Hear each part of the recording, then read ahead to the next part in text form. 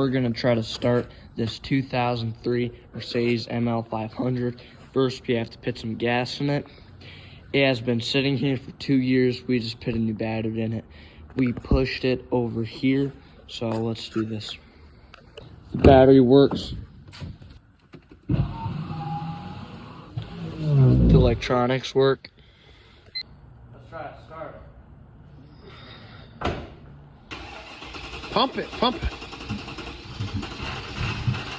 Now, okay, let go, let go, let go.